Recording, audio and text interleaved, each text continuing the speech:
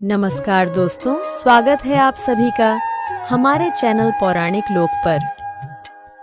शुक्रवार का व्रत उठाएं, संतोषी माता की शरण में आएं। गुड़ और चने का भोग लगाएं, जीवन में सदा ही सुख पाएं।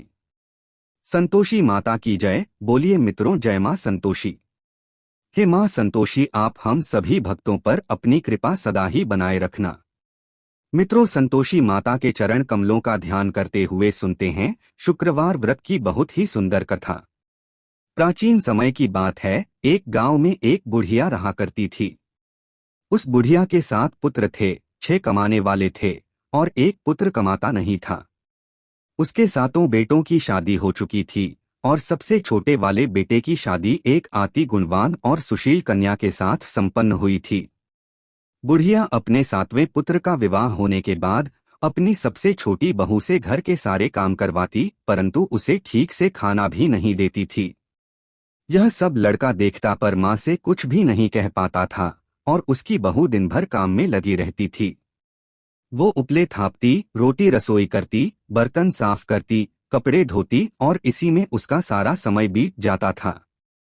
बुढ़िया भी अपने 6 बेटों की रसोई बनाती और उन्हें अच्छा भोजन कराती और पीछे से जो कुछ जूठन बचता सो 7वें बेटे को उठाकर दे देती थी। बुढ़िया का 7वां बेटा बड़ा ही भोला भाला था। वो अपने मन में किसी भी प्रकार का कोई गलत विचार नहीं करता था। एक दिन वो लड़का अपनी बहू से बोला, देखो प्रिय, मेरी माता का मुझ पर कितना प्यार है। वह बोली, क्यों नहीं, बहुत प्यार है कि सबका बचा हुआ जूठा तुमको खिलाती है। वह बोला, भला ऐसा भी कहीं हो सकता है? मेरी माँ ऐसा कभी नहीं कर सकती। मैं जब तक आंखों से न देखूं मैं मान ही नहीं सकता। बहू ने हंसकर कहा, तुम देख लोगे तब तो मानोगे। ऐसे ही कुछ दिन बाद एक बड़ा त्योहार आया। बुढ़िया के घर में 7 प्रकार के भोजन और चूरमा के लड्डू बनाए गए। बुढ़िया का 7वां बेटा अपनी पत्नी की बात को जांचने के लिए सिर दर्द का बहाना करके एक पतला कपड़ा सिर पर ओढ़कर रसोई घर में सोने का बहाना करके लेट गया। अब तो लड़का कपड़े में से सब देखता रहा कि आखिर क्या हो रहा है। जब 6 भाई भोजन करने आए, उसने देखा कि माँ ने उनके लिए सुंदर सुंदर आसन बिछाए हैं, 7 प्रकार की रसोई परोसी है और हर बेटे को आग्रह करके जिमाती है कि खा ले बेटा। 7वां बेटा कपड़े के पीछे ये सब देख रहा था। 6 भाई भोजन करके उठे तब माता ने उनकी जूठी थालियों में से लड्डुओं के टुकड़ों को उठाया और एक लड्डू बना दिया। जूठन साफ कर बुढ़िया ने 7वें बेटे को पुकारा कि उठो बेटा, 6 भाई भोजन कर गए, अब तू ही बाकी है, उठना कब खाएगा?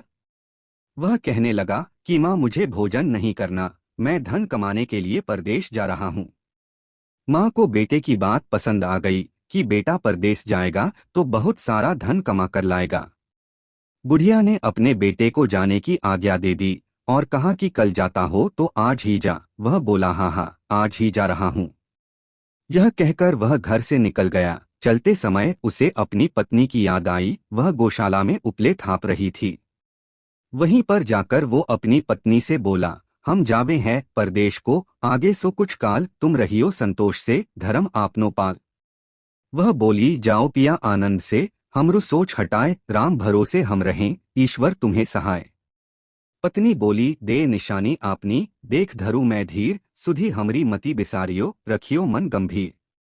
वो बोला कि मेरे पास तुम्हें देने के लिए तो कुछ भी नहीं है, बस यह एक अंगूठी है, सो ले लो और अपनी कुछ निशानी मुझे भी दे दो। वह बोली, मेरे पास आपको देने के लिए क्या है? इतना कहकर वह पति के चरणों में गिरकर रोने लगी। इससे पति के जूतों पर गोबर से सने हाथों से छाप बन गई। वह घर से चल दिया और कई दिनों तक चलता रहा और चलते चलते वो एक दूर देश में जा पहुंचा। वहां पर एक बड़े साहूकार की दुकान थी। वहां जाकर वो कहने लगा, सेठ जी, मुझे धन की बहुत आवश्यकता है, मुझे आप नौकरी पर रख लो।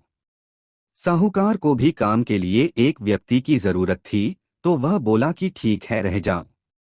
लड़के ने पूछा कि साहूकार जी, वेतन क्या दोगे? साहूकार ने कहा, तुम्हारा काम देखकर दाम मिलेंगे। और ऐसा कहकर उसको साहूकार के यहाँ नौकरी मिल गई। वह रोज सवेरे 7 बजे से रात तक सेठ के पास नौकरी करने लगा। कुछ ही दिनों में वो लड़का दुकान का सारा लेन देन, हिसाब किताब, ग्राहकों को माल बेचना, सारा काम करने लगा। साहूकार के 7 से 8 नौकर थे। वे सब चक्कर खाने लगे कि यह तो बहुत होशियार बन गया है। सेठ ने भी लड़के का काम देखा और 3 महीने में ही उसे आधे मुनाफे का साझीदार बना लिया।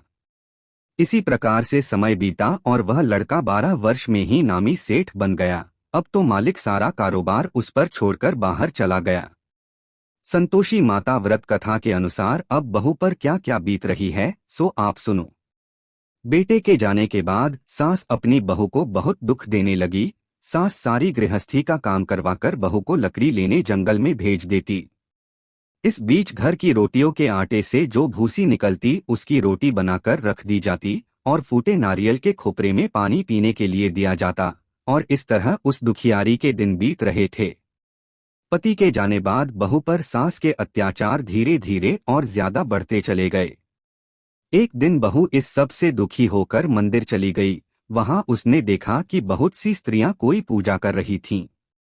उसने स्त्रियों से उस व्रत के बारे में जानकारी ली तो वे बोलीं कि हम संतोषी माता का व्रत कर रही हैं। इससे जीवन के सभी प्रकार के कष्टों का नाश होता है और जीवन में सुख समृद्धि आती है। निपुत्र को पुत्र मिलता है, प्रीतम बाहर गया हो तो जल्दी अपने घर को आता है। कुंवारी कन्या को मनपसंद वर मिलता है, सब तरह की सुख शांति प्राप्त होती है और जो कुछ मन में कामना हो वे सब इस संतोषी माता की कृपा से पूरी हो जाती है। उन स्त्रियों ने उसे बताया कि शुक्रवार को नहा धोकर एक लोटे में शुद्ध जल ले गुड़ चने का प्रसाद बना लेना तथा सच्चे मन से माँ का पूजन करना। हर शुक्रवार को निराहार रह संतोषी माँ की कथा कहना सुनना। इसके बीच व्रत का क्रम टूटे नहीं, सो लगातार इस नियम का पालन करना। साथ में कथा सुनने वाला कोई न मिले तो घी का दीपक जलाकर उसके आगे जल के पात्र को रखकर कथा कहना। जब तक कार्य सिद्ध न हो नियम पालन करना और कार्य सिद्ध हो जाने पर ही व्रत का उद्यापन करना। 3 मास में माता व्रत का फल पूरा करती है। यदि किसी के खोटे ग्रह हों तो भी माता 1 वर्ष में अवश्य कार्य को सिद्ध करती हैं। इसलिए कार्य सिद्ध होने पर ही उद्यापन करना चाहिए, बीच में नहीं। उद्यापन में 2.5 सेर आटे का खाजा तथा इसी परिमाण से खीर तथा चने का साग तैयार करना। 8 लड़कों को भोजन कराना। जहां तक मिलें देवर जेठ भाई बंधु कुटुंब के लड़के लेना, न मिलें तो रिश्तेदारों और पड़ोसियों के लड़के बुलाना, उन्हें भोजन कराना, यथाशक्ति दक्षिणा देना और माता का व्रत पूरा करना। इस दिन खटाई भूल कर भी मत खाना और न ही किसी को खाने को देना और दिन में 1 वक्त भोजन करना। उन महिलाओं से व्रत का सारा विधान सुनकर अब तो बहू हर शुक्रवार को पूरी सच्ची श्रद्धा से संतोषी माता का व्रत करने लगी। संतोषी माता की कृपा से कुछ ही दिनों के बाद उसे अपने पति का पत्र मिला, साथ ही पति के भेजे हुए पैसे भी आ गए। यह सब देखकर जेठानी मुंह सिकोड़ने लगी और बोली, इतने दिनों में पैसा आया, इसमें क्या बड़ाई है। लड़के ताने देने लगे, काकी के पास अब पत्र आने लगे, रुपया आने लगा, अब तो काकी की खातिर बढ़ेगी, अब तो काकी बुलाने से भी नहीं बोलेगी। बेचारी सरलता से कहती, भैया पत्र आवे रुपया आवे तो हम सबके लिए अच्छा है। ऐसा कहकर आंखों में आंसू भरकर संतोषी माता के मंदिर में आकर मातेश्वरी के चरणों में गिरकर रोने लगी और बोली कि माँ, मैंने तुमसे पैसा नहीं मांगा, मुझे पैसे से क्या काम है, मुझे तो अपने सुहाग से काम है। मैं तो अपने स्वामी के दर्शन और सेवा मांगती हूँ। तब माता ने प्रसन्न होकर कहा, जा बेटी, तेरा स्वामी बहुत जल्दी तेरे पास आएगा। यह सुनकर वह खुशी से बावली हो गई और घर में जा काम करने लगी। अब संतोषी माँ विचार करने लगी कि इस भोली भाली पुत्री से मैंने कह तो दिया तेरा पति आएगा, पर कहाँ से। वह तो स्वप्न में भी इसे याद नहीं करता, उसे याद दिलाने मुझे जाना पड़ेगा। इस तरह माता बुढ़िया के बेटे के पास स्वप्न में प्रकट होकर कहने लगी, साहूकार के बेटे, सोता है या जागता है। वह बोला, माता, सोता भी नहीं हूँ, जागता भी नहीं हूँ, बीच में ही हूँ, कहो क्या आ गया है। माँ कहने लगी, तेरा घर बार कुछ है या नहीं। वह बोला, मेरा सब कुछ है माता, माँ बाप भाई बहन बहू, क्या कमी है। माँ बोली, पुत्र, तेरी स्त्री घोर कष्ट उठा रही है, माँ बाप उसे दुख दे रहे हैं, वह तेरे लिए तरस रही है, तू उसकी सुधि ले। वह बोला, हाँ माता, यह तो मुझे मालूम है, परंतु मैं जाऊं तो जाऊं कैसे? परदेश की बात है, लेन देन का कोई हिसाब नहीं, कोई जाने का रास्ता नजर नहीं आता, मैं कैसे चला जाऊं? माँ कहने लगी, मेरी बात मान, सवेरे नहा धोकर संतोषी माता का नाम ले और एक घी का दीपक जला। दंडवत होकर दुकान पर जाकर बैठना, देखते ही देखते तेरा लेन देन सब चुकता हो जाएगा, जमा माल बिक जाएगा, सांझ होते होते धन का ढेर लग जाएगा। जब सवेरे उठकर उसने लोगों से अपने सपने की बात कही तो वे सब उसकी बात अनसुनी कर खिल्ली उड़ाने लगे कि कहीं सपने भी सच होते हैं। पर एक बूढ़ा बोला, देख भाई, मेरी बात मान, इस प्रकार सांच झूठ करने के बदले देवता ने जैसा कहा है वैसा ही करने में तेरा क्या जाता है? वह बूढ़े की बात मान स्नान कर संतोषी माँ को दंडवत कर घी का दीपक जला दुकान पर जा बैठा।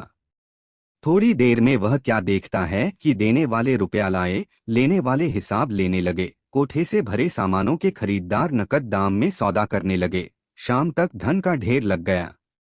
माता का चमत्कार देख प्रसन्न होकर मन में माता का नाम लेकर अपने घर ले जाने के लिए गहना कपड़ा खरीदने लगा और वहां के काम से निपटकर वह घर को रवाना हुआ। वह बहू बेचारी जंगल में लकड़ी लेने जाती है, लौटते वक्त माँ के मंदिर पर विश्राम करती है। वह तो उसका रोजाना रुकने का स्थान था। दूर से धूल उड़ती देख वह माता से पूछती है, हे माता, यह धूल कैसी उड़ रही है? माँ कहती है, हे पुत्री, तेरा पति आ रहा है। अब तू ऐसा कर, लकड़ियों के 3 बोझ बना ला, एक नदी किनारे रख, दूसरा मेरे मंदिर पर और तीसरा अपने सिर पर रख। तेरे पति को लकड़ी का गट्ठा देखकर मोह पैदा होगा, वह वहां रुकेगा, नाश्ता पानी बना खाकर माँ से मिलने जाएगा। तब तू लकड़ियों का बोझ उठाकर घर जाना और बीच चौक में गट्ठा डालकर 3 आवाजें जोर से लगाना, लो सासू जी। लकड़ियों का गट्ठा लो, भूसी की रोटी दो और नारियल के खोपरे में पानी दो। आज कौन मेहमान आया है? माता की बात सुन बहू बहुत अच्छा माता कहकर प्रसन्न होकर लकड़ियों के 3 गड्ढे ले आई। एक नदी तट पर, एक माता के मंदिर पर रखा और एक सिर पर रखा। इतने में ही वहां एक मुसाफिर पहुंचा। सूखी लकड़ी देख उसकी इच्छा हुई कि अब यहीं विश्राम करे और भोजन बना खाकर गांव जाए, और इस प्रकार भोजन बना विश्राम कर वह गांव को गया। वो घर में सबसे प्रेम से मिला और उसी समय बहू सिर पर लकड़ी का गट्ठा लिए घर में आती है। लकड़ी का भारी बोझ आंगन में डाल, जोर से 3 आवाज देती है, लो सासू जी, लकड़ी का गट्ठा लो, भूसी की रोटी दो, नारियल के खोपरे में पानी दो। यह सुनकर सास बाहर आ गई, अपने दिए हुए कष्टों को भुलाते हुए कहती है, भू ऐसा क्यों कहती है? तेरा मालिक तेरा पति आया है। अब बैठ, मीठा भात खा, भोजन कर, कपड़े घने पहन। इतने में आवाज सुन उसका स्वामी बाहर आता है और अपनी अंगूठी देख व्याकुल हो माँ से पूछता है, माँ यह कौन है? माँ कहती है, बेटा यह तेरी बहू है। आज 12 वर्ष हो गए तू जब से गया है, तब से सारे गांव में जानवर की तरह भटकती फिरती है, कामकाज घर का कुछ करती नहीं, 4 समय आकर खा जाती है। अब तुझे देखकर भूसी की रोटी और नारियल के खोपरे में पानी मांगती है। वह लज्जित हो बोला, ठीक है माँ, मैंने इसे भी देखा है और तुम्हें भी देखा है। अब मुझे दूसरे घर की चाबी दो तो उसमें ही रहूंगा। तब माँ बोली, ठीक है बेटा, तेरी जैसी मर्जी। इतना कहकर चाबी का गुच्छा पटक दिया। उसने चाबी लेकर दूसरे कमरे में जो तीसरी मंजिल के ऊपर था खोलकर सारा सामान जमाया और एक दिन में ही वहां राजा के महल जैसा ठाट बाट बन गया।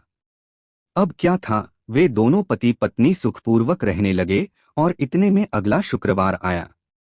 बहू ने अपने पति से कहा कि मुझे माता का उद्यापन करना है। पति बोला, बहुत अच्छा, खुशी से करो, और वह तुरंत ही उद्यापन की तैयारी करने लगी। जेठ के लड़कों को भोजन के लिए कहने गई, उसने मंजूर किया, परंतु पीछे जेठानी अपने बच्चों को सिखलाती है, देखो रे, भोजन के समय सब लोग खटाई मांगना, जिससे उसका उद्यापन पूरा न हो। लड़के जीनने आए, खीर पेट भरकर खाई, परंतु याद आते ही कहने लगे, हमें कुछ खटाई दो, खीर खाना हमें भाता नहीं, देखकर अरुचि होती है। बहू कहने लगी खटाई किसी को नहीं दी जाएगी, यह तो संतोषी माता का प्रसाद है। लड़के तुरंत उठ खड़े हुए, बोले चाची पैसा लाओ। भोली बहू कुछ जानती नहीं थी सो उन्हें पैसे दे दिए। लड़के उसी समय जाकर के इमली ला खाने लगे और यह देखकर बहू पर माताजी ने कोप किया। माता के क्रोध से राजा के दूत उसके पति को पकड़कर ले गए और जेल में बंद कर दिया। इस सब से जेठ जेठानी बहू को खोटे वचन कहने लगे कि लूट लूट कर धन इकट्ठा करके लाया था, सो राजा के दूत पकड़कर ले गए चोर को। अब सब मालूम पड़ जाएगा जब जेल की हवा खाएगा तो। बहू से यह वचन सहन नहीं हुए, वो रोती रोती माता के मंदिर में गई। बोली है माता, तुमने यह क्या किया? हंसाकर अब क्यों रुलाने में लगी हो? माता बोली पुत्री, तूने गलत उद्यापन करके मेरा व्रत भंग किया है, तूने इतनी जल्दी सब बातें भुला दी। वह कहने लगी माता भूली तो नहीं हूँ, न कुछ अपराध किया है, मुझे तो लड़कों ने भूल में डाल दिया। मैंने भूल से उन्हें पैसे दे दिए, मुझे क्षमा कर दो। माँ बोली ऐसी भी कहीं भूल होती है। वह बोली माँ मुझे माफ कर दो, मैं फिर तुम्हारा उद्यापन करूंगी। माँ बोली ठीक है, पर अब भूल मत करना। वह बोली अब नहीं होगी। माँ बोली जा पुत्री, तेरा पति तुझे रास्ते में ही आता मिलेगा। और वह घर को चल दी। राह में पति आता मिला तो उसने पूछा तुम कहाँ गए थे? तब वह कहने लगा इतना धन कमाया है, उसका कर राजा ने मांगा था, वही भरने गया था। वह प्रसन्न होकर बोली भला हुआ, अब घर चलो। कुछ दिन बाद फिर शुक्रवार आया। वह बोली मुझे माता का उद्यापन करना है। पति ने कहा ठीक है करो।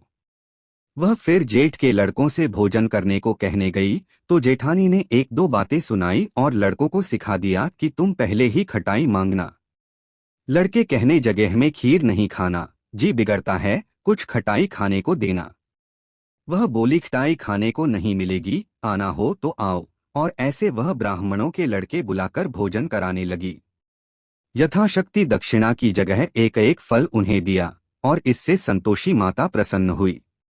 माता की कृपा होते ही 9वें मास उसको चंद्रमा के समान सुंदर पुत्र प्राप्त हुआ। वो पुत्र को लेकर प्रतिदिन माता जी के मंदिर में जाने लगी।